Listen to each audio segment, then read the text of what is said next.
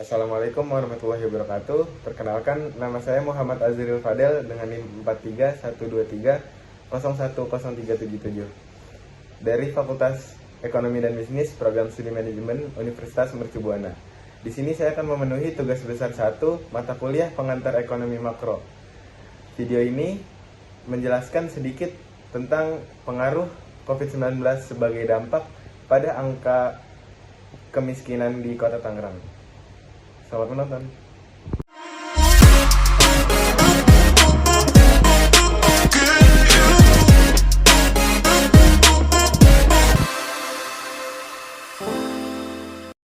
Virus COVID-19 di Indonesia mulai masuk dan tersebar pada bulan Maret tahun 2020. Ketika kasus pandemi ini telah melonjak, yang membuat sekolah, perguruan tinggi, kantor-kantor, serta pabrik diliburkan. Untuk menghentikan penyebaran virus COVID-19 ini, pemerintah pun menerapkan kebijakan pembatasan kegiatan di tempat umum. Kegiatan itu berupa pembatasan kegiatan ibadah, kegiatan di transportasi umum baik udara maupun darat, dan pada tempat-tempat rekreasi. Hal inilah yang memicu angka pengangguran bahkan kemiskinan di Indonesia, khususnya di Kota Tangerang, bertambah karena adanya beberapa perusahaan atau pabrik-pabrik yang harus mem-PHK karyawannya dikarenakan pandemi COVID-19 ini yang merugikan perekonomian dalam perusahaannya. Bisa dilihat dari tabel ini, terlihat bahwa Kota Tangerang yang paling mengalami penurunan laju pertumbuhan paling tinggi dari kota atau kabupaten lainnya, khususnya di Provinsi Banten. Dan dari data BPS lainnya, dijelaskan bahwa Kota Tangerang paling terdampak COVID-19. Badan Pusat Statistik mencatat bahwa produk domestik regional bruto atau PDRB atas dasar harga konstan di Kota Tangerang sebesar 102,94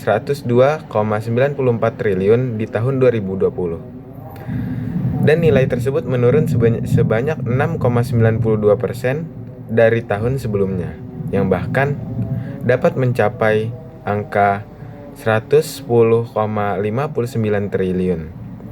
Dibandingkan dengan ekonomi Kabupaten Serang hanya mengalami penurunan sebanyak 1,96%.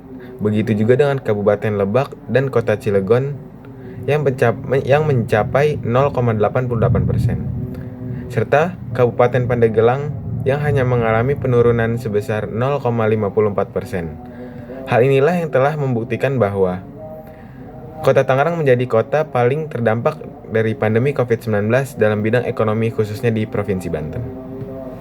Dampak dari pandemi COVID-19 dalam perekonomian ini tentu mengakibatkan sebagian masyarakat di Kota Tangerang mengalami kemiskinan.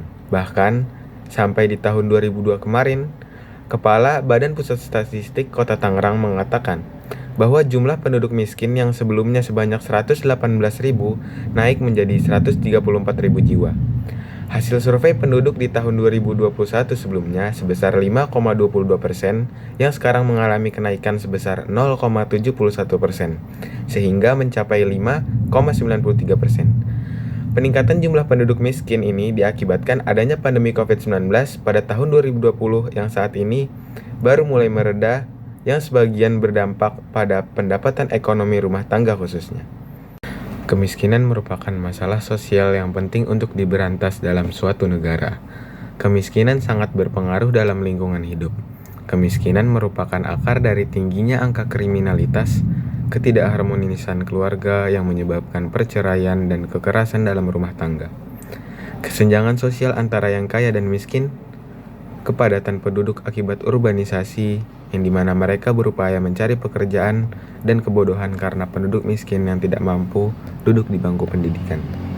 Dan bisa kita lihat pada tabel ini telah membuktikan bahwa jumlah penduduk miskin di Kota Tangerang tidak naik dari tahun ke tahunnya. Namun, angka kemiskinan tertinggi terlihat yaitu pada tahun 2020 dikarenakan dampak dari pandemi COVID-19. Namun, pada tahun 2022 sempat menurun, tetapi pada tahun berikutnya angka kemiskinan di Kota Tangerang naik kembali. Pada tahun 2020, perekonomian rumah tanggalah yang paling berdampak karena tidak bisa atau sulit terpenuhi seperti kebutuhan dasar makanan, konsumsi rumah tangga, dan tempat tinggal. Hal ini yang memicu angka kemiskinan pada saat pandemi COVID-19 bertambah. Selanjutnya, dalam upaya pemerintah bisa menggunakan dengan pemberdayaan dalam sektor informal. Sektor informal sendiri adalah sektor yang merujuk pada kegiatan ekonomi yang tidak diatur atau tidak dilindungi oleh hukum regulasi yang ada. Serta biasanya sektor ini tidak tercatat dalam statistik resmi, dan sektor ini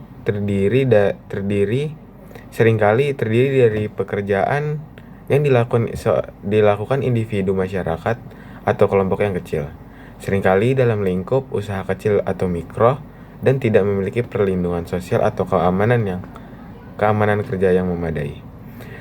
Ciri-ciri sektor informal yaitu seperti tidak terdaftar, sektor informal itu tidak terdaftar, lalu penghasilan yang tidak stabil.